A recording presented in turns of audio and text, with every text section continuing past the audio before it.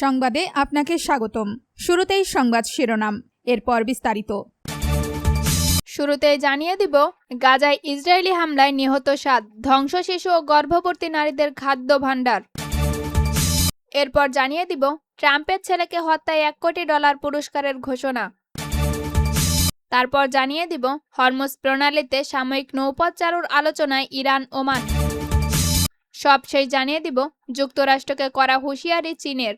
আপনি যদি মুসলিমদের পাশে থাকতে চান তাহলে ভিডিওতে লাইক করে চ্যানেলটি অবশ্যই সাবস্ক্রাইব করে দিবেন। এখন বিস্তারিত।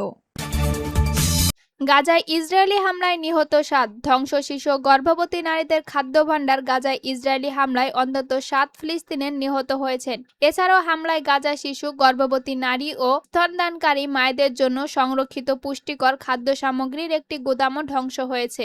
মঙ্গলবার 25 আগস্ট গাজার বিভিন্ন এলাকায় এসব হামলার ঘটনা ঘটে। আল শিফা হাসপাতালে একটি সূত্রে জানায়, কামাল আদওয়ান হাসপাতালের কাছে বেইন লাহির একটি বাড়িতে ইসরায়েলি হামলায় 3 ফিলিস্তিন নিহত এবং আরও কয়েকজন আহত হয়েছেন। এর আগে একই দিনে খান ইউনিস আল মাউসিয়া এলাকায় বেসামরিক লোকজনের একটি জামায়াত লক্ষ্য করে ড্রোন হামলা চালানো হয়। এতে এক ব্যক্তি নিহত হন এবং আরও 3 জন আহত হন। আল জাজিরার বরাতে জানা গেছে, খান ইউনিসের আগে ইসরায়েল হামলায় আহত আরও 3 ফিলিস্তিনের চিকিৎসাধীন অবস্থায় মারা গেছেন।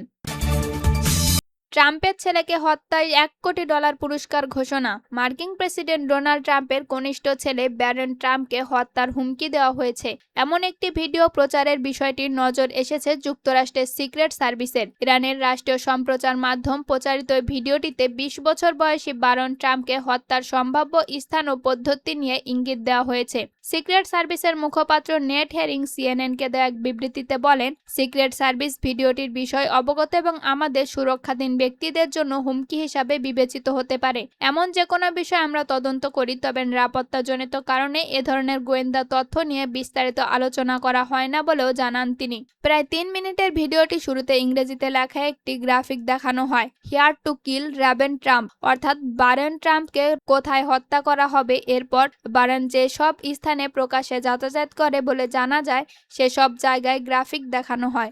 এর মধ্যে নিউ ইয়র্কের ট্রাম্পের টাওয়ারও রয়েছে। হরমুজ প্রণালীতে সাময়িক নৌপথ চালুর আলোচনায় ইরান ওমান। যুক্তরাষ্ট্রের সঙ্গে কূটনৈতিক অচল ব্যবস্থা দীর্ঘায়িত হওয়ার মধ্যে কৌশলগতভাবে গুরুত্বপূর্ণ হরমুজ প্রণালীতে জাহাজ চলাচল নিয়ন্ত্রণের প্রতিবেশী ওমানের সঙ্গে আলোচনা পুনরায় শুরু করেছেন ইরান। মার্কিন প্রেসিডেন্ট ডোনাল্ড ট্রাম্পের চাপের মুখে অর্থনৈতিক সংকট আরও তীব্র হওয়ার প্রেক্ষাপটেই উদ্যোগ নিয়েছে তেহরান। গত কয়েক সপ্তাহ ধরে হরমুজ প্রণালীতে জাহাজ চলাচল ব্যবস্থাপনা নিয়ে ইরান ও ওমানের মধ্যে দফায় দফায় আলোচনা চলছে। যুদ্ধ শুরুর আগে বিশ্বের মোট তেল ও তরলকৃত প্রাকৃতিক গ্যাস এলএনজি প্রায় 1/5 এই জলপথ দিয়ে পরিবহন করা হতো। তবে ফেব্রুয়ারিতে যুদ্ধ শুরুর পর থেকে এই পথ অধিকাংশ বাণিজ্যিক জাহাজ চলাচল বন্ধ রয়েছে। যুক্তরাষ্ট্রকে করা হুঁশিয়ারি চীনের। ইরানের সঙ্গে অর্থনৈতিক সম্পর্ক বজায় রাখা দেশগুলোর বিরুদ্ধে অপারেশন ইকোনমিক আউটকাস্ট ও আওতায় ব্যাপক নিষেধাজ্ঞায় হুমকি দিয়েছে যুক্তরাষ্ট্র। এর জবাবে চীন জানিয়েছেন, ইরানের সঙ্গে বাণিজ্য ও অর্থনৈতিক সহযোগিতা নিয়ে যুক্তরাষ্ট্র একতরফা নিষেধাজ্ঞার বিরোধ করবে এবং বেইজিং এবং নিজেদের স্বার্থ রক্ষায় প্রয়োজনীয় সব ব্যবস্থা নেবে। মঙ্গলবার 25 আগস্ট নিয়মিত সংবাদ সম্মেলনে চীনের পররাষ্ট্র মন্ত্রণালয়ের মুখপাত্র লি জিয়ান বলেন, চীন অবৈধ একতরফা নিষেধাজ্ঞার বিরোধ করে। দেশের অধিকার ও স্বাস্থ্য রক্ষার প্রয়োজনীয় সব পদক্ষেপ নেওয়া হবে বলেও জানান তিনি।